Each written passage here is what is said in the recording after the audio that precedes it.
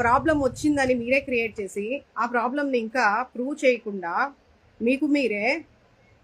మత కల్లోలను సృష్టించడానికి ఈరోజు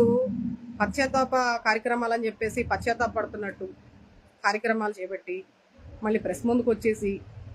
హైందవ ధర్మం గురించి మాట్లాడుతూ, హైందవ ధర్మం అంటే ఏంటో ఒక్కసారి మాకు కూడా చెప్తే మేము కూడా అర్థం చేసుకుంటాం. నాకు తెలిసి హైందవ ధర్మం అంటే మానవత్వంతో ఒక సాటి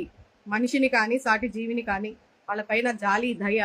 ధర్మం, నీతి, నిజాయితీ, క్షమాగుణం, ఇంద్రియాలు పైన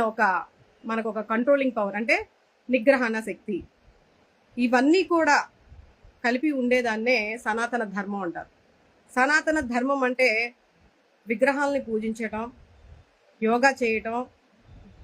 మనలో ఉండేటటువంటి ఆత్మని